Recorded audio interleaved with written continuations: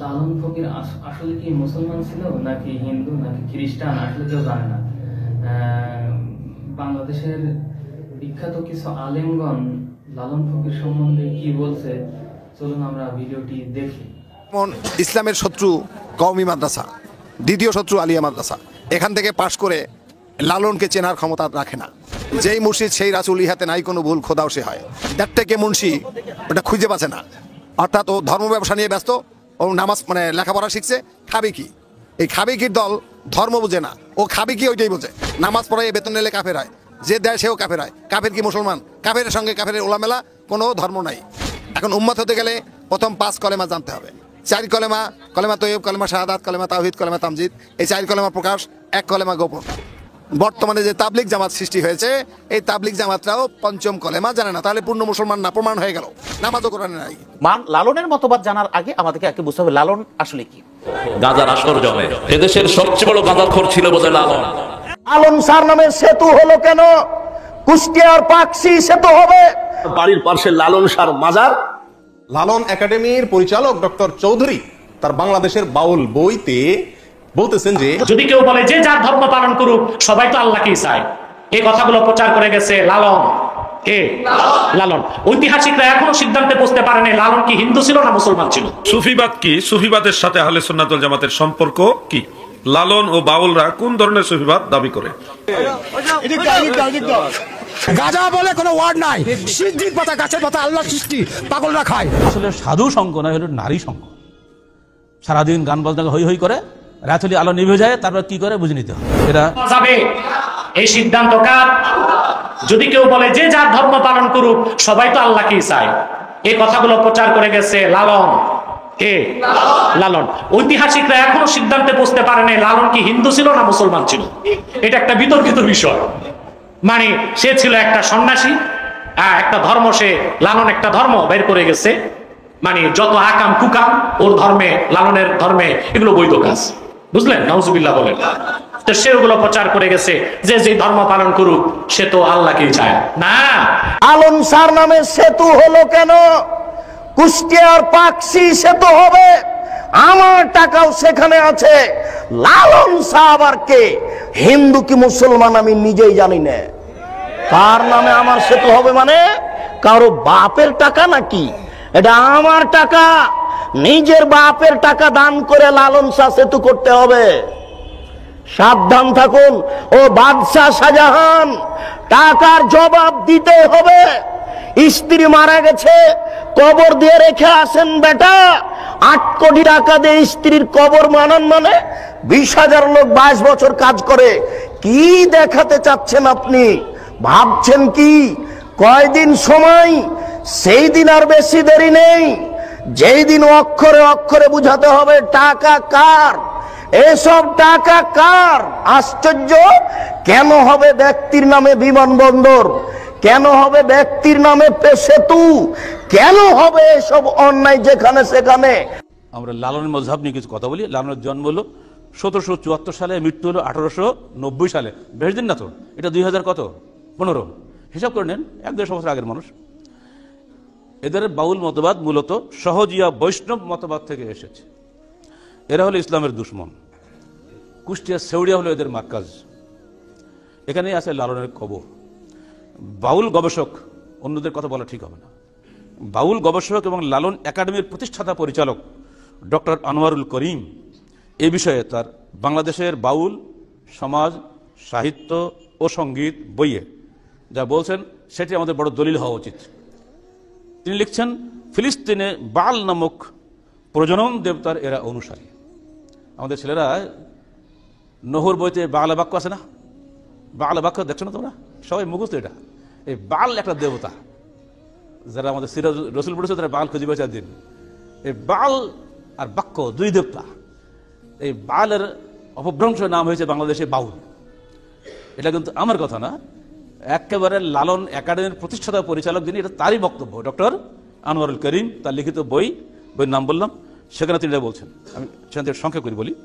ফলে মৈথুন ও যৌনাচার এই ধর্মের অঙ্গীভূত। এদের উপরিভাগে সুফিবাদের প্রাধান্য এবং অভ্যন্তরে যোগ নির্ভর দেহজ সাধনা। এরা ব্রাহ্মণ্য ধর্ম ও শরীয়তি ইসলামের বেড়া ভেঙে নিজেরা মন মতো করে একটা পথ তৈরি করে নিয়েছে। এজন্য তারা বলে কালী কৃষ্ণ গড খোদা, কোনো নামে নাহি বাধা, মন কালী কৃষ্ণ গড খোদা, বলো রে বলো। বাউল তত্ত্ব 53-54 পৃষ্ঠা। আমরা বলে দোষ হবে? তাদের মূল ব্যক্তির বক্তব্যগুলো। বাউল সাধনায় সাধন সঙ্গিনীকে ওরা গুরুজি নামে অভিহিত করে, কারণ ওই সঙ্গিনীর মহিলার সক্রিয় সহযোগিতা ব্যতীত সাধনায় সিদ্ধি লাভ হয় না, তাই তাকে চেতন গুরু বলা হয়। এরা সামাজিক বিবাহকে অস্বীকার করে, নারী পুরুষের অবাধ মেলামেশাকে দর্শন হিসাবে অনুসরণ করে। ওই বইয়ের 15-16 পৃষ্ঠা বাজার কিনতে বাজার পড়ে দেখবেন। নারী ছাড়া এদের সাধনাই হয় না। এরপরে আরো ন্যাক্কারজনক কথা আছে, বলতো ঘৃণা হয়।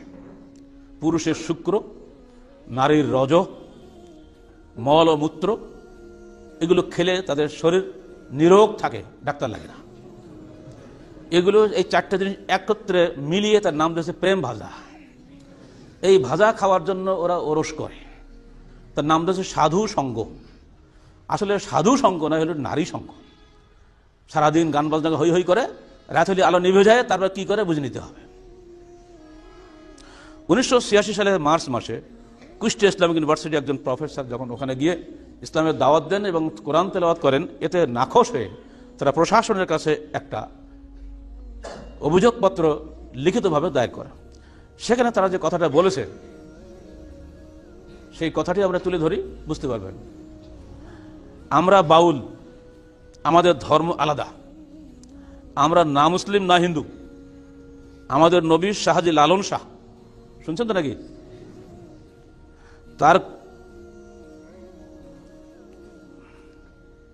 তার গান আমাদের ধর্মীয় শ্লোক। ওই যে অচিন পাখির গান গায় না, ওগুলো আমাদের ধর্মীয় শ্লোক। আমরা যখন কোরআন পড়ি আয়াতগুলো, এটা তাদের ধর্মীয় শ্লোক হচ্ছে লালনের গান। সাইজির মাজার আমাদের তীর্থভূমি। এবার কি হবে? সাইজির মাজার আমাদের তীর্থভূমি, আমাদের গুরুই আমাদের রসুল। নাউজুবিল্লাহ। আমরা আলাদা একটা জাতি, আমাদের কলেমা আলাদা, লা ইলাহা ইল্লাল্লাহ লালন রসুল্লাহ।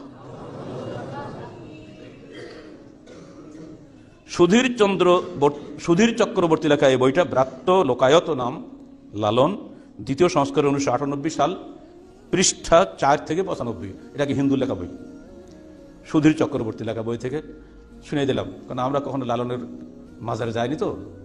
বই পড়ার সাথে বুদ্ধি কি? আসলে তারা আল্লাহর নামটা নিয়েছে ধোঁকা দেওয়ার জন্য। আর মুসলমানদেরকে কখনোই মুসলমান বলে না। হিন্দু, খ্রিস্টান, বৌদ্ধকে তারা নামে ডাকে, আর মুসলমানকে এরা জবন বলে ডাকে। এক জায়গায় খালি মুসলমান বলেছে যে আমাদের ধর্মনিরপেক্ষ, আমাদের প্রফেসর সাহেবদের ওই মুখস্থ কবিতাটা, সেটা ওনাদের প্রায় বলে। কিন্তু আসলে ওরা আল্লাহ খোদা কিছুই মানে না। যেমন তাদের কবিতায় 2টা লাইন খালি বলে দিই। খোদা নেই কোনোখানে, জনম ভরে দেখলাম ঘুরে, পাইনি কিছু মানুষ বিনে, মানুষ রূপে আল্লাহর বরান, আসলে তা কে জানে। অর্থাৎ মানুষ রূপে তিনি ঘুরে বেড়াচ্ছেন আমাদের সামনে, আল্লাহ বলে কিছু নাই। যে আল্লাহ কথাটা বলা হচ্ছে খোদাটুদ, এগুলো সব আমাদেরকে ধোঁকা দেওয়ার জন্য। এই সংক্ষিপ্ত আলোচনায় আপনারা বুঝতে পেরেছেন যে লালন ফকির আদৌ কোনো মুসলমান ছিল না, এবং তার আকীদা সম্পূর্ণরূপে কুফরি আকীদা। আল্লাহ, রসুল, কোরআন, কিতাব এসব থেকে তার সম্পর্ক নাই। এ সম্পর্কে না জানার কারণে, অজ্ঞতার কারণে মুসলিম উম্মাহ বিভ্রান্ত হচ্ছে। আমাদের দায়িত্ব মানুষকে সাবধান করা, তাই করে যাচ্ছি, এর বেশি কিছু নয়। আল্লাহ পাক যাকে হেদায়েত করবেন তিনি হেদায়েত পাবেন, যাকে আল্লাহ পথভ্রষ্ট করবেন তাকে কেউ ঠেকাতে পারবে না। কিছুদিন পূর্বে আমাদের রাজবাড়ির পাংশাতে এরা সাধুসঙ্গ করার অনুমতি চেয়েছিল প্রশাসনের কাছে, প্রশাসন অনুমতি দিয়েছিল। যখন রাতের বেলা এই সমস্ত আলতু ফালতু কাজ শুরু করে দিয়েছে, স্থানীয় মুসলিম জনগণ তাদেরকে পিটেই সেখানে বের করে দেয়। প্রশাসন দৌড়ে গিয়ে স্থানীয় জনগণকে উল্টা গ্রেফতার করে ওদেরকে অনুমতি দিয়ে দেয়। কথা বুঝছেন? এখানেই তারা থেমে থাকেনি।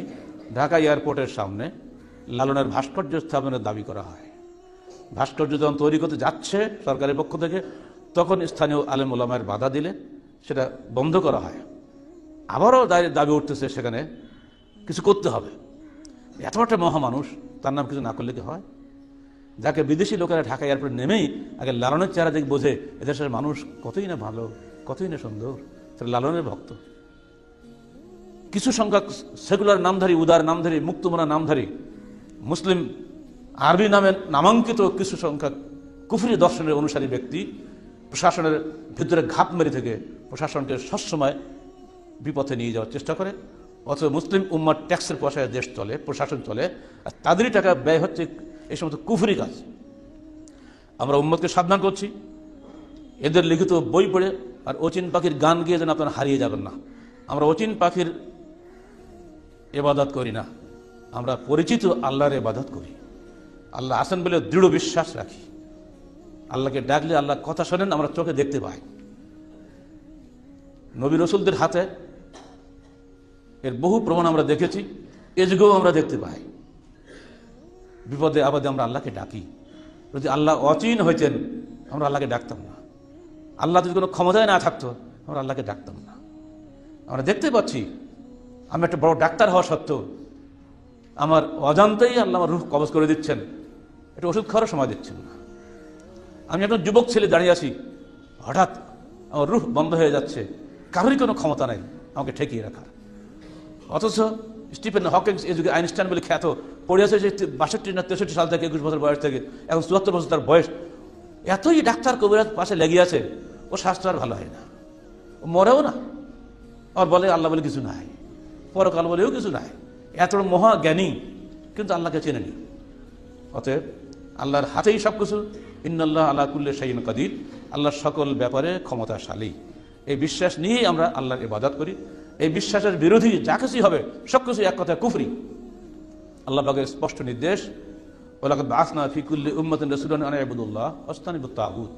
আমরা প্রত্যেক উম্মতের কাছে রসুল পাঠিয়েছি একটি দাওয়াত নিয়ে, যে তোমরা আল্লাহর ইবাদত করো, তাগুত থেকে দূরে থাকো। আর যে ভবিষ্যৎবাণী আল্লাহ রসুল বলে গেলেন, একটু হাদিসটা শুনেছেন, মা আনা আলাইহি ওয়া সাহাবি আল ইয়াউম, আজকের দিনে আমি এবং আমার সাহাবীরা যে দিনের উপরে আছি, এই দিন থেকে যারাই বিচ্যুত হবে তারা মুসলমান থাকবে না, নিঃসন্দেহে প্রকৃত মুসলমান থাকবে না। অর্থাৎ 72 ফেরকা জাহান্নামী হবে। যদি এরা মুসলিম বলে দাবি করতো, এরা অবশ্যই পদভ্রষ্ট 72 মধ্যে একটা হতো, তাই না? কিন্তু ওরা মুসলমান বলে দাবি করেনি। আপনি কেন জোর করে মুসলমান বানাচ্ছেন তাদেরকে? ওরা নিজেরাই দাবি করছে না, আপনি বলছেন ওরা মুসলমান বললে হবে? অতএব এই সমস্ত উদ্ভট এক একটা মতবাদ এসে মানুষকে বিভ্রান্ত করে। বিভাগীয় শহর হিসেবে এখানেও আসছে শিক্ষিত লোকদের মাধ্যমে, যারা এইসব বিষয়ে কিছুই খবর রাখে না, কিন্তু ডিগ্রি নিয়ে ঘরে বসে আছে। তাদের ঘাড়ে চড়ে এরা ঢোকে, কোনো মূর্খ লোকের মধ্যে ঢোকে না, মনে রাখবেন সবসময়। আর কিছু মূর্খ মৌলবী আছে, তাদের মাথায় ঢুকিয়ে এরা কাজ করে। যুগে যুগে দিনদার মানুষের মাধ্যমে দিনকে ধ্বংস করা হয়েছে। যুগে যুগে উচ্চশিক্ষিত এবং উচ্চ পদস্থ, উচ্চ মর্যাদা সম্পন্ন মানুষকে দিয়েই দিনকে ধ্বংস করার চেষ্টা হয়েছে। শয়তান এটা করে গেছে, এরা শয়তানের প্রতিমূর্তি। অতএব আমাদেরকে সাবধান থাকতে হবে। ওমিন শাররিল ওয়াসওয়াসিল খান্নাস আল্লাযী ইউওয়াসওয়াসু ফি সুদুরিন নাস মিনাল জিন্নাতি ওয়ান নাস। নাস ফালাক বারবার পড়বেন, অর্থ বুঝিয়ে পড়বেন। আল্লাহ তুমি আমাদেরকে শয়তানের ধোঁকা থেকে বাঁচাও, যে শয়তান আমাদের অন্তরে ঢুকে ধোঁকা দেয়, জিনের মধ্য থেকে, মানুষের মধ্য থেকে। সে মানুষ কি সাধারণ কামলাখাটা মানুষ নাকি? তার কথা শুনবে? রিক্সাওয়ালা মানুষের কথা শুনবে? আমাদের মতো উচ্চশিক্ষিত মানুষের মাধ্যমেই কিন্তু এগুলো হচ্ছে। অতএব ভাইরা সাবধান। আল্লাহ আমাদেরকে যাবতীয় পথভ্রষ্টতা থেকে রেহাই করুন। পবিত্র কোরআন ও সহিহ হাদিসের সঠিক পথে চলার জন্য আল্লাহ পাক আমাদেরকে তৌফিক দান করুন। লালনের মতবাদ জানার আগে আমাদেরকে একটু বুঝতে হবে লালন আসলে কি। লালন কি কোনো ধর্মীয় গুরু? লালন কি কোনো মুসলিম? লালন কি কোনো ধর্মের ব্যক্তি? এটা আমাকে জানা দরকার। আমাদের সমাজের ম্যাক্সিমাম মানুষ জানে না লালন আসলে কি।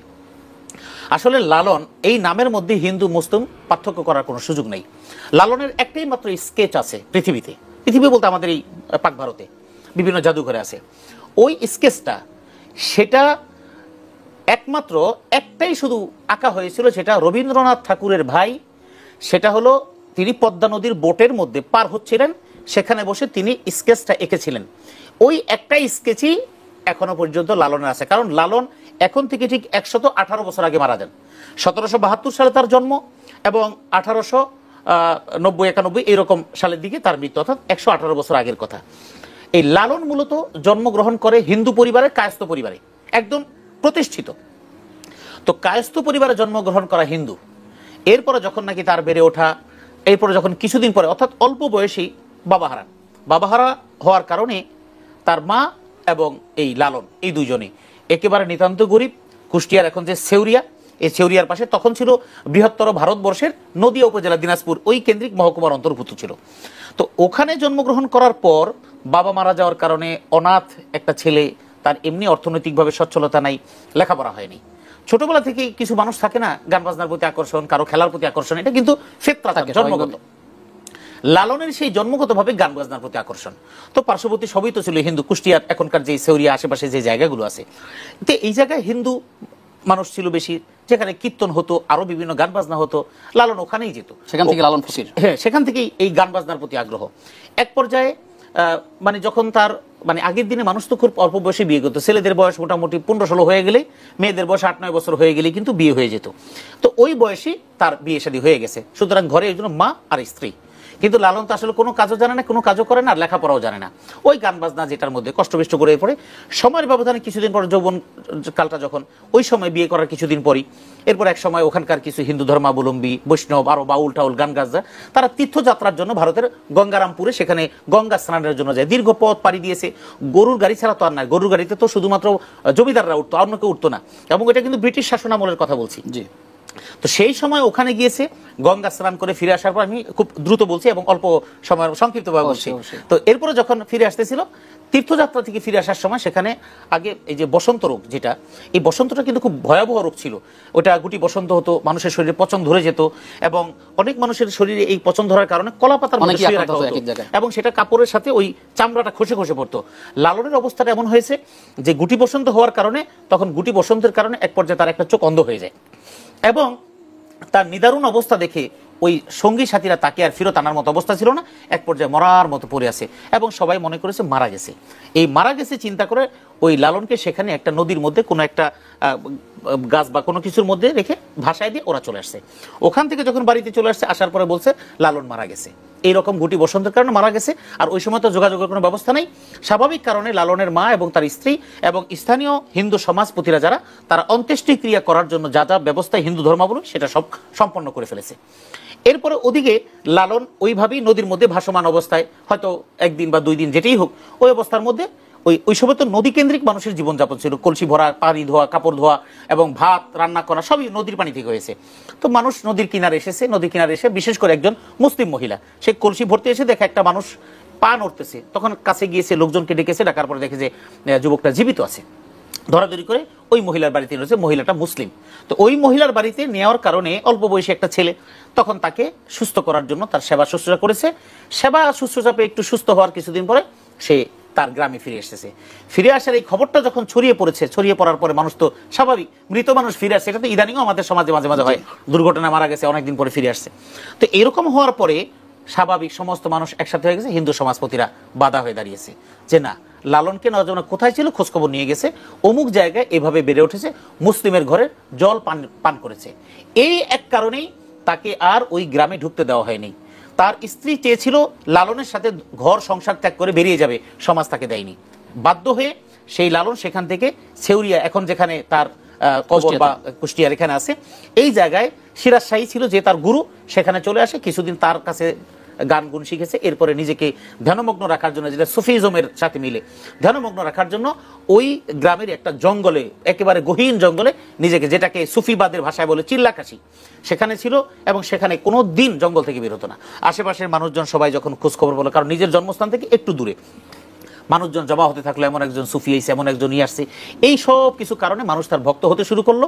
এইভাবে সে ফরিদপুর, বগুড়া বেড়ে গেছে। বেড়ে যাওয়ার পরে ওই জায়গায় সে যখন ছিল, কিছুদিন পর তার মা মারা গেছে, কিন্তু সে যেতে পারেনি, এবং যেতে না পারার কারণে অন্ত্যেষ্টিক্রিয়া করার জন্য যা যা পাঠাতে হয় ছেলে হিসেবে সব করেছে, তার স্ত্রী এবং মায়ের সাথে দেখা হয়নি। এই ধ্যানমগ্ন থাকার পরে সে নিজে সিদ্ধান্ত নিয়েছে যে আমার জগৎ সংসার বলে কোনো কিছু নেই, জাত পাত বলে কোনো কিছু নেই, কারণ যেটার শিকার এই লালন হয়েছিল, যে কারণে তার বিখ্যাত অনেকগুলো গান, এবং যতটুকু জানা যায় প্রায় 10,000-এর মতো গান সে গিয়েছে। তার লেখার যোগ্যতা ছিল না, সেই গাইতো যখন মনে আসতো তখনই তার ওই যে ছোট ভাব চলে আসতো এই কথা, আর সাথে তার কয়েকজন শিষ্য ছিল, তখন তারা এগুলি মুখস্থ এবং লিখতো। তো এই লালন ফকির কোন জাতের ছেলে, এই জাত বিরুদ্ধ কথাটা ওই জায়গা থেকে, কারণ জাতের কারণেই সে যেতে পারে নাই, জাতের কারণেই হিন্দু মুসলিম এটার মধ্যে সে একটা সীমাবদ্ধতা চলে গেছে। এ কারণেই লালন ফকির নিজে একটা মতবাদ চালু করলো, সেটা হলো মানব ধর্ম। এটার উপরও কোনো কিছু নেই, না হিন্দু না মুসলিম। এখান থেকেই লালনের এই মানবতা ধর্ম, মানবতাবাদ এখান থেকে আমাদের সমাজে চলে আসছে। কিন্তু শেষ কথা বলি, সেটা হলো এরপরে যখন এখানে মারা যায়, মারা যাওয়ার পরে কিন্তু লালনের কোনো জানাজা হয় নাই এবং কোনো চিতায়ও করানো হয়নি, কারণ সে যেহেতু কোনো ধর্মে বিশ্বাস করে না। স্থানীয় লোকেরা তখন একটা কবরের মতো গর্ত করলো, এরপর তাকে চাপা দিয়ে দিল। পরবর্তী প্রজন্ম এসে এখন তো যা হওয়ার তাই হয়ে গেছে, যেভাবে মাজার হয় সেভাবে লালনের একটা বিশাল বড় আখড়া হয়ে গেছে। এখন পৃথিবীর যত গাঞ্জাখোর আছে সব লালনের আখড়ায় যায় এবং গাঞ্জা খায়। এটাই এখন ওই বাউলদের মধ্যে পীর, গাঁজার আসর জমে। এদেশের সবচেয়ে বড় গাঁজাখোর ছিল বোধহয় লালন। এই জন্য লালনের ওখানে গেলে শুধু গাঁজা আর গাঁজা। আমি একবার দেখতে গেলাম যে এত নাম ডাক শুনিও না, শুনি আমাদের জাতীয় সঙ্গীতের সুরটা নাকি রবি ঠাকুর ওনার ওখান থেকেই চুরি করেছেন। তো উনি বড় লেখক ছিলেন, খাঁচার ভিতর অচিন পাখি কেমনে আসে যায়। অচিন পাখি কেমনে আসে যায় এটা জানার জন্য সেজদা দেয়া দরকার, এটা জানার জন্য কোরআন পড়া দরকার, এটা জানার জন্য আমার নবী সাল্লাল্লাহু আলাইহি ওয়াসাল্লামের হাদিসের কাছে আসা দরকার। তাহলেই বুঝবা অচিন পাখি কেমনে আইয়ে যায়। গেলাম দেখার জন্য, দেখি এত বড় বড় দাড়িওয়ালা মানুষ। আমি চিন্তা করলাম বাংলাদেশের সব ইমাম বোধহয় এখানে হাজির। এত ইমাম, মাশাআল্লাহ। যোহরের নামাজ হলো, নামাজ পড়লাম মসজিদে 4-5টা লোক, গ্রামের গরিব মানুষেরা। এই গরিব মানুষ দিয়ে আল্লাহ জান্নাতটাকে ভরে দিবেন। নামাজ পড়ে ভাইদেরকে বললাম, বাবারা এত লম্বা দাড়ি রেখেছেন, নামাজটা পড়লেন না কেন? তুমি জানো না ধ্যান করছি? হ্যাঁ, কিসের ধ্যান? একটু পরে পরে। আমার মাথা বাঁধা, মুখও বাঁধা, দেখলাম দাড়ির ভিতর থেকে শুধু ধোঁয়া বেরোচ্ছে। আমি সর্বনাশ, এই সব কিসের আসর? আমরা যা করছি তারাও তাই করছে। গাঁজাখোরের আসরে গাঁজাখোররা যায়, আর কোরআনের আসরে কোরআন প্রেমিকরা আসে। একটা রহস্যের বিষয় হলো, এরা বলে একটা, উদ্দেশ্য না আরেকটা। আরবিতে এটাকে ইস্তেআরা বলে। বুঝে আসছে কথা? শব্দ বলে একটা, উদ্দেশ্য আরেকটা। খুব কৌশলে, সাধারণ পাবলিক বুঝতে পারে না। অনেক গান আছে আমরা এটাকে আধ্যাত্মিক মনে করি, অনেকে খুব গাই, টেলিভিশনে প্রচার হয়, আমরাও খুব গাই অনেকে, কিন্তু জানি না এই গানের অর্থ কি। তার ভিতরে 1-2টা আপনাদের দেখাচ্ছি। বাড়ির পাশে আরশি নগর, সেটা এক পড়শি বসত করে, আমি একদিনও না দেখিলাম তারে। এই গান শুনছেন আপনারা? এই গান সম্পর্কে বাংলাদেশের বাউল বইতে আমার কথা হলে বলতেন যে আপনি মৌলবী মানুষ, আপনি তাদের বিরুদ্ধে বলবেন। আমার কথা না, বাংলাদেশে কোনো মৌলবীর কথা না, বাউলদের মানে পৃষ্ঠপোষক বলা যেতে পারে। লালন একাডেমির পরিচালক ডক্টর চৌধুরী তার বাংলাদেশের বাউল বইতে বলতেছেন যে এই গানটাকে আমাদের দেশে মানুষ অনেক উচ্চ মার্গের আধ্যাত্মিক গান মনে করলেও এই গানে যা বলা আছে সেটা নিছক যৌনতা, যৌনতার বিভিন্ন কথাকে ইশারা ইঙ্গিতে বোঝানো হয়েছে। কথা আমার না, কথা ডক্টর চৌধুরীর। এবং 368 থেকে 369 নম্বর পৃষ্ঠায় এই গানের বিশ্লেষণ সেই বইতে আছে, কেউ দেখে নিতে পারেন। আচ্ছা, লালনের আরো বহু গান আছে, মানে আমি প্রায় সবগুলো গান, সবগুলো কবিতা পড়ার চেষ্টা করছি আজ অনেক দিন থেকে, প্রায় 1.5 বছর থেকে চেষ্টা করতেছি নিয়ে পড়াশোনা করতে। তো যতগুলো গান আমার চোখে পড়ছে, যতগুলো কবিতা চোখে পড়ছে, তার বেশিরভাগ কবিতার সার মর্ম হলো যৌনতা, কিভাবে যৌনতা করবে, কিভাবে সাধন করবে, এগুলা পদ্ধতি বাস। আরেকটা কবিতা শুনেন, আমি কি সন্ধানে যাই সেখানে, মনের মানুষ যেখানে, আধার ঘরে জ্বলছে বাতি দিবারাতি নাই সেখানে, যেতে পথে কাম নদীতে।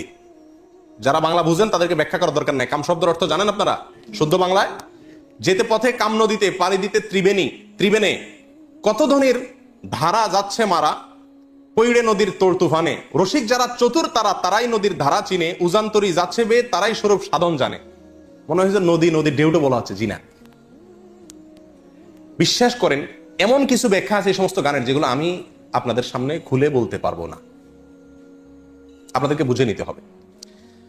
আরেকটা গান আছে খুব জনপ্রিয়, আফসোসের বিষয়, বাংলাদেশের ক্লাস 9-এর শিক্ষার্থীদেরকে পড়ানো হয়, সিলেবাসের অন্তর্ভুক্ত, এই গানটা আমরা অনেকেই জানি এবং বলি নিজেরা। সেটা কি? সময় গেলে সাধন হবে না। এই গানটা জানেন আপনারা? শুনছেন এই গানটা? সময় গেলে সাধন হবে না। এই গানটার অর্থ ব্যাখ্যা এত নোংরা, এত নিকৃষ্ট, বিশ্বাস করেন যদি সেটা বলতে যাই তো মানে সোজা কথা, আমাকে চরম নির্লজ্জ হতে হবে। এটা আমার দ্বারা সম্ভব না, আমি খুলে আপনাকে বলতে পারবো না এই গানের পুরো ব্যাখ্যা, তবে কিছু ইঙ্গিত দিব। শুনেন, পুরো গানটা শুনেন, কবিতাটা শুনেন। সময় গেলে সাধন হবে না, দিন থাকিতে দিনের সাধন কেন করলে না? জানো না মন খালে বিলে মিন থাকে না জল শুকালে, কি হয় তারে বাদল দিলে শুকনা নদীর মোহনা, অসময়ে কৃষি করে মিশামিশি খেটে মরে, গাছ যদি হয় বীজের জোরে তবুও ফল তো ধরে না। এই গানের খোলাসা কথা আমি আপনাদেরকে বলি। বলা হচ্ছে যারা বাউল, যারা ফকির, যারা সাধনা করবে, এদেরকে বলা হচ্ছে আরে বেটা, দিন থাকতে দিনের সাধন করলি না, সময় থাকলে সাধন করতে হবে, সময় চলে গেলে সাধন করে লাভ হবে না। সময়টা কি? মেয়েদের ঋতুস্রাব, এর আগের সময়টাকে বোঝানো হচ্ছে। ঋতুস্রাবের আগের মুহূর্তে সাধন করতে হবে, ঋতুস্রাব হয়ে গেলে, মাসিক হয়ে গেলে তখন সাধন করলে আর কাজ হবে না। এই হলো খোলাসা কথা, আর এর চেয়ে বেশি আমি আপনাকে ব্যাখ্যা করে বলতে পারছি না। এখানে এই গানে যে এই কথাটা বোঝানো হয়েছে, এটা তো আমি দাবি করতেছি মৌলবী না, এটা বাউলদের বক্তব্য। তারাই বলতেছে যে এই গানের এই ব্যাখ্যা। রেফারেন্স নেবেন, একটা একটা করে নেন। এই গানের সময়, সাধন, মিন, বীজ, কৃষি এসব শব্দ যৌন কর্ম সংশ্লিষ্ট বিভিন্ন পরিভাষা। লালন গবেষক নেয়ামত আলী এবং বাংলাদেশের নেয়ামত আলী বলেছেন এটা আমার বক্তব্য না। লালন গবেষক বলতেছেন যে এই শব্দগুলো দ্বারা বিভিন্ন যৌন কর্মের বিভিন্ন মুহূর্ত, বিভিন্ন সময়, বিভিন্ন পরিভাষাকে বোঝানো হয়েছে। আর বাংলাদেশের বাউল বইতে 357 নম্বর পৃষ্ঠায় এই একই কথা বলা হয়েছে যে এই গানটা অনেকে মনে করে আধ্যাত্মিক গান, সময় গেলে সাধন হবে না, মানে আল্লাহর যাওয়ার জন্য বন্দি করতে বলতেছে না, এখানে সেক্স করতে বলতেছে, যৌনচার করতে বলা হচ্ছে, জেনা করতে বলা হচ্ছে, এবং তার সময় বলা হচ্ছে কখন করতে হবে কখন করা যাবে না। আর এটাই খুব পরম, এটা ক্লাস 9 বাচ্চাদেরকে পড়ানো হয় আমাদের দেশে। এবং বাউল লালন পরিভাষা নামে একটা বই আছে, এই বইয়ের 80 নম্বর পৃষ্ঠায় এই গানের একই ব্যাখ্যা করা হয়েছে যে এটা পুরাটা যৌনতার কথা, কিন্তু আমরা সাধারণ মানুষ হয়তো জানিও না। এদের হাজার হাজার যে গানগুলো আছে, এই গানগুলো সম্পর্কে আগেও আপনাদেরকে কিছুটা ধারণা দিয়েছি, এখনো বলছি যে এই গানগুলোর সবগুলাই হলো যৌনতা নির্ভর, এবং যৌনতার বিভিন্ন কৌশল, কলা কৌশল, বিভিন্ন পদ্ধতি, সময়, ক্ষণ ইত্যাদি, এগুলো সবই সমস্ত গানে বাতানো আছে। সুধীর চক্রবর্তী নামে বাংলাদেশে একজন লালন গবেষক আছেন, বাউল গবেষক আছেন। এই ভদ্রলোকের একটা বই আছে, এই বইটার নাম হলো গভীর নির্জন পথে। এই বইয়ের 14 নম্বর পৃষ্ঠার প্রথম সংস্করণে উনি লিখেছেন যে বাউলদের গান বুঝতে হলে তাদের পরিভাষা বুঝতে হবে। তারা বলবে একটা, উদ্দেশ্য আরেকটা, সাধারণ মানুষ সবকিছু বুঝে না। তো উনি উপমা দিতে গিয়ে বোঝাইছেন যে যেমন আমাবস্যা মানে নারীর ঋতুকাল, যখন মাসিক হয় ওইটার আমাবস্যা। লালনদের কোনো গানে যদি আমাবস্যা হয় তাহলে বুঝবেন নারীর ঋতুকালকে বোঝানো হচ্ছে। বাঁকা নদী মানে হলো স্ত্রীর যৌনি, কুমারী মানে কাম, লতা মানে সন্তান, চন্দ্র সাধন মানে হলো মলমূত্র পান। এরকম তাদের বিভিন্ন ভাষা আছে, পরিভাষা আছে। এগুলো আমার বক্তব্য নয়, সুধীর চক্রবর্তীর বক্তব্য। বইয়ের নাম গভীর নির্জন পথে, পৃষ্ঠা নম্বর 14। তাহলে একটা ধারণা পাইছেন তো বাউলদের কর্মকাণ্ড সম্পর্কে? আচ্ছা, এখান থেকে আমরা জানলাম যে তারা বৈরাগী, সংসার ধর্ম চায় না, আগলামি পাগলামি করে, এ হলো তাদের জীবন। বিকৃত যৌনাচার আর অসামাজিক জীবনযাপন, এগুলা হলো পাগলামি, এটা হলো বাউলদের কর্মকাণ্ড। সুফিবাদ এই বিষয়টা মূলত আসহাবে সুফা, সাহাবাই কারামকে ইন্ডিকেট করেই পরবর্তীতে সাধকগণ, ধর্মের যারা সাধক, তারা এটা নামকরণ করেছেন। আহলে সুফা 80 জনের মতো সাহাবাই কারাম ছিল যারা মসজিদ নববীর বারান্দায় অবস্থান করতেন। তারা ছিল নেহায়েত গরিব এবং সবসময় প্রথম কাতারে দাঁড়িয়ে নামাজ পড়ার মতো লোক। এতটাই অসহায় ছিল যে তাদের গায়ে ভালো কাপড়ও ছিল না, অনেক দরিদ্র ছিল। তো এই মানুষগুলি আমলে খুব শ্রেষ্ঠ ছিল, সব ক্ষেত্রেই তাদের আমলি দৃষ্টিকোণটা ভালো ছিল। তো ওই হিসাবে আহলে সুফা থেকে সুফিবাদটা চলে আসছে। সুফিবাদ সম্পর্কে হাদিসে অনেক হাদিস রয়েছে, হাদিস গ্রন্থসমূহের মধ্যে। এটাকে হাদিস গ্রন্থসমূহের মধ্যে নামকরণ করা হয়েছে এইভাবে যে আজ-জুহুদ, যেমন ইমাম আহমদ বিন হাম্বলের এই জুহুদ সম্পর্কে। জুহুদ মানে দুনিয়া বিমুখতা, মানে আখেরাত মুখী হয়ে সবসময় ইবাদত মুখী হয়ে থাকা। আখেরাতমুখী হয়ে থাকা, দুনিয়া বিমুখ হয়ে থাকা, এটাকে বলা হয় আজ-জুহুদ, যেটা সুফিবাদের মূল মন্ত্র, মানে সুফিবাদের মূল কাজ। তো এই সুফিবাদ সম্পর্কে ইমাম আব্দুল্লাহ ইবনে মুবারক, ইবনে হান্নাদ, ইমাম ওয়াকি ইবনে জাররা সহ অনেক বড় বড় ইমামরা, ইমাম বুখারীর উস্তাদরা, ইমাম বুখারীর ছাত্ররা, আরো অনেক বড় বড় মান্যবর ইমামরা এই সুফিবাদের পক্ষে কিতাব লিখে গেছেন।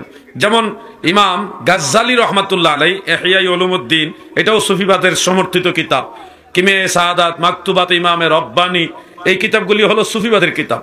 তো সুফিবাদের এই দর্শনটা হলো আসহাবে সুফফার দর্শন এবং রাসূল পাক সাল্লাল্লাহু আলাইহি সাল্লাম থেকে প্রমাণিত একটা দর্শন। কিন্তু বর্তমানে লালন মার্কা কিছু সুফিবাদ আমাদের সমাজে দেখা যায়, যেটা পৌত্তলিকতার সাপোর্ট করে এবং শিরক কুফরের সাথে জড়িত, এবং হিন্দুয়ানি রীতির সাথেও তাদের এই সুফিবাদটা জড়িত। এই জন্য বর্তমান প্রেক্ষাপটে সুফিবাদ দুই ধরনের, একটা হলো মদিনাওয়ালামুখী সুফিবাদ, আর একটা হলো লালনমুখী কুফরি এবং শিরকমুখী সুফিবাদ। আমরা আহলে সুন্নাত ওয়াল জামাত অবশ্যই মদিনাওয়ালামুখী সাহাবায়ে কেরামমুখী যে সুফিবাদ, সেটার সাথে সম্পর্ক রাখি। কারণ হুজুর গাউসে পাক আব্দুল কাদের জিলানী রহমতুল্লাহ আলাই, খাজা গরিব নওয়াজ, মুঈনুদ্দিন চিশতি, খাজা বাহাউদ্দিন নকশবন্দ, মুজাদ্দিদ আল ফিসানি, হযরতে শাহজালাল ইয়ামানি, খাজা খান জাহান আলী, হযরতে শাহ মখদুম রূপস, হযরতে শাহ আলী বাগদাদি, সমস্ত আউলিয়া কেরাম তিনারা সুফিবাদের লোক ছিলেন। সুফিবাদের মধ্যে কুফরিবাদও রয়েছে, যেটা লালনবাদ, নাস্তিক্যবাদের সাথে তাদের সম্পর্ক রয়েছে। মনে রাখবেন, সুফিবাদের যারা হকপন্থী তারা পুনর্জীবন বিশ্বাস করে, কিন্তু পুনর্জন্ম বিশ্বাস করে না।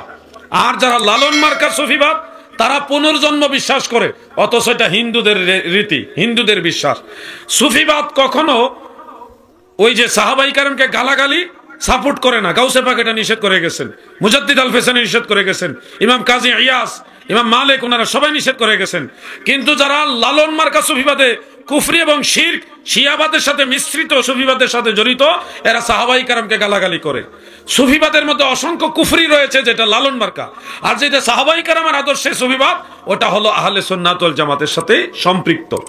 আমরা যারা সুফিবাদ বিশ্বাস করি, অবশ্যই আমরা যেটা সাহাবায়ে কেরাম থেকে প্রমাণিত, রাসূল পাকের হাদিস দ্বারা উৎসাহিত, সেই সুফিবাদের সাথে সম্পর্ক রাখবো। সুফিবাদের নামে কোনো ভণ্ডামির সাথে আমাদের সম্পর্ক থাকবে না। সুফিবাদে ইসলামের সঙ্গীত আছে, সামা, যেটা সেমা বলা হয়, এই সেমা আছে, কিন্তু সেমার কিছু নিয়ম কানুন আছে। বাদ্যযন্ত্র, ঢোল হারাম, বাঁশি হারাম, এগুলি অনেক যন্ত্র আছে, এগুলি হারাম, কিন্তু দফ হারাম না। দুই একটা যন্ত্রের ব্যাপারে সুফি সাধকরা, পূর্বের ফকি মুস্তাহিদ, বড় বড় আলেমরা শিথিলতা অবলম্বন করেছেন। এগুলির জন্য আবার শর্ত আছে, 6টা শর্ত আছে। এই দুই একটা যন্ত্র যেমন দফ বাজাইলেন, বা দুই একটা যেগুলি ইসলাম সমর্থন করে, এই যন্ত্রগুলি দিয়ে আপনি ইসলামী সঙ্গীত গাইবেন, সেমা কাওয়ালি করবেন, এগুলির জন্য কিছু বিধান আছে, নিয়ম কানুন আছে। ইমাম গাজ্জালি এবং শেখ আব্দুল হক মুহাদ্দিস দেহলভী ইহয়া উলুমুদ্দিন এবং মাদারিজ নবুওয়াতের মধ্যে এই ব্যাপারে ডিটেলস আলোচনা করেছেন। সেই শর্ত শরীয়তগুলি মেনে আপনারা যদি সেমা করতে পারেন, ইসলামী সঙ্গীতের আসর করতে পারেন, সেটা নিঃসন্দেহে জায়েজ এবং সমর্থনযোগ্য। কিন্তু বর্তমানে মহিলা গায়িকা না আনলে, তাও আবার সুন্দরী না হইলে শ্রোতা হয় না। আবার দেখা গেছে গানের নামে এমন কিছু গান বলা হয় যেগুলি শিরক এবং কুফরির সাথে জড়িত, এবং এমন কিছু মজলিস সুফিবাদের নামে করা হচ্ছে, যেখানে অহরহ ওই যে আপনারা একটা কি বলে, এটা কি বক্তা জানে, কমেডিয়ান বক্তা, এই যে আপনাদের কুমিল্লার এই ধরনের সুফিবাদ, যেটা এটা কুফরি সুফিবাদ, কুফরি মার্কা সুফিবাদ। আর মুজাদ্দিদ আল ফিসানি যে সুফিবাদে ছিলেন, ওটা হলো আহলে সুন্নাত ওয়াল জামাতের সুফিবাদ। অবস্থা বুঝে সিদ্ধান্ত নেবেন। সুফিবাদ মানি হক না, আবার সুফিবাদ মানি বাতিল না। বুঝে শুনে সামনে এগিয়ে যাবেন, এই আহ্বান করে যাচ্ছি। আল্লাহ আমাদেরকে হকের উপর থাকার তৌফিক দেন, বলেন আমিন। কষ্ট করতে চাই জাতির কাছে, এর ভেতরে যা আছে কোনো গোপন কথা নেই, কোনো মারেফতের কথা নেই। কত আল্লাহর ওলির নাম নিয়ে, মারেফতের নাম নিয়ে গাঁজা খাচ্ছে লালনের মাজারে। আমি তো বাংলাদেশ সহ বিশ্বের বহু জায়গা ইতিহাস পড়ে দেখেছি, পৃথিবীর কোন দেশে, কোন প্রদেশে, কোন জেলায়, কোন থানায় গাঁজা খায় আর পুলিশ পাহারা দেয় পৃথিবীতে নেই। গাঁজা খায় আবার পুলিশে পাহারা দিচ্ছে, বাবা খা, আমরা আসছি।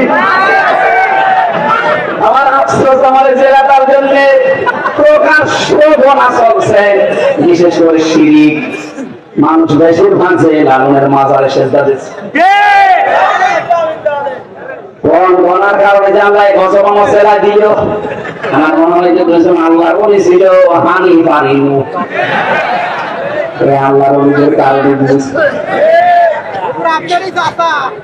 আপনারা আসলে, আমি তো দেশে ছিলাম না বহু বছর, প্রায় 10 বছরের মতো প্রায় বিদেশে ছিলাম ছাত্র জীবনে। দেশের অনেক কিছুই আসলে অনেক কিছু জানতাম না। বাউলদের ব্যাপারে আমার কোনো ধারণা ছিল না। সম্প্রতি বাউলদের গানগুলো ফেসবুকে আসে, এমন গান আর কথা তারা বলে যা কাফেররাও কোনোদিন বলে নাই। আজীব, আল্লাহকে গালি দেয়, রাসূলকে গালি দেয়, সরাসরি আল্লাহকে গালি দিল, রাসূলকে গালি দিল, ইসলামকে গালি দেয়, তাদের কোনো বিচার হয় না। কি আজীব দেশে আমরা বাস করি। আর এই বাউলদেরকে পুনর্বাসন করবার জন্য এখন অনেক চেষ্টা চলছে। আমরা স্পষ্ট ভাষায় বলে দিলাম, বাউল যারা আছো সাবধান, অতীতে যা হবার তো হয়ে গেছে, তাওবা করো। আল্লাহকে নিয়ে, রাসূলকে নিয়ে, ইসলাম নিয়ে আরেকবার ব্যঙ্গ করবি না বাংলার জমিনে, খবরদার। আল্লাহর বান্দারা জমিনে এখনো বেঁচে আছে নাকি নাই? কোন বাউলকে সমাজে জায়গা দেবেন না। বাউলদের সাথে আমাদের কোনো সম্পর্ক নাই, ঠিক না বেঠি? বাউলদের রাজাকে নাম কি? লালন না? লালনকে অনেকে মনে করে মরমী শিল্পী, বড় ওলি আল্লাহ। এই লালন কি জিনিস ছিল সেটা আমি প্রথম জেনেছি অধ্যাপক আবু জাফর সাহেবের লেখা একটা বই পড়ে, ইসলাম ও আত্মঘাতী মুসলমান। অধ্যাপক আবু জাফরকে চিনেন আপনারা? চিনেন? লালন সম্রাজ্ঞী বলা হয় বাংলাদেশে একজন মহিলাকে, যে লালনের গান গেয়ে খ্যাতি পেয়েছে। তার নাম কি? ফরিদা পারভিন, ঠিক আছে নাম? তার স্বামীর নাম আবু জাফর। তিনি কুষ্টিয়া একটা কলেজের অধ্যাপক ছিলেন, বাংলা বিভাগের। অসাধারণ লেখেন। আগে ইনকিলাব পত্রিকায় লিখতেন, এখন জানি লেখেন কিনা। তার সাথে আমার সাক্ষাৎ হয়েছিল সুনতি বসে একটা মাহফিলে। তার বই পড়ে জেনেছি এই লালন দুনিয়ার সবচেয়ে জঘন্য মানুষ। তিনি লিখেছেন, আমি লালনের প্রতিটি কবিতা, প্রতিটি গান ছত্রে ছত্রে ব্যবচ্ছেদ করেছি এবং তার সমস্ত কথার মধ্যে আর গানের মধ্যে প্রচ্ছন্ন অবৈধ যৌনতা এবং অশ্লীলতা ছাড়া কিচ্ছু পাই নাই। তবে বড় চালাক মানুষ, জঘন্য যৌনাচারকে সে একটা ধর্মীয় মরমী রূপ দিতে সক্ষম হয়েছিল, আর এই মূর্খ মানুষগুলোকে বুঝাতে সক্ষম হয়েছিল আমি অনেক উচ্চাঙ্গের আধ্যাত্মিক গবেষক নয়। অধ্যাপক আবু জাফর বলছেন ও একটা জন্মের মতো অশ্লীলতাবাদী মানুষ ছিল। আমার কথা নয়, আপনি বইটা পড়ে দেখতে পারেন, ইসলাম আত্মঘাতী মুসলমান, পড়ে দেখবেন। যারা যুবক আছো বইটা পড়বে, অসাধারণ বই। আরো অনেক কথা এখানে পাবে তোমরা। ইন্না লিল্লাহি ওয়া ইন্না ইলাইহি। তো আমরা এত সময় শুনছিলাম লালন ফকির সম্বন্ধে, বাংলাদেশের বিখ্যাত যে আলেম তারা আসলে কিভাবে বলছে। আসলে এটা আমাদের নিজেদের একটা বিবেক দিয়ে চিন্তা করলে পাওয়া যায় যে সেখানে গাঁজা টানা হয়, অবৈধ কাজ কাম করা হয়, আসলে সেটা কি সঠিক না ভুল, মানুষের বিবেক দিয়ে চিন্তা করলেও সঠিকটা পাওয়া যায়। তো আপনারা সবাই কমেন্টে জানাবেন আসলে কে কোন সমর্থন করেন আর কি। কমেন্টে সবাই লিখে দেবেন যার যার মতামত।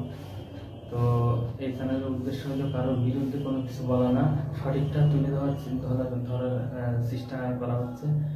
তো সঠিকটা তুলে ধরার চেষ্টা করা হচ্ছে এই চ্যানেলের মাধ্যমে। আপনারা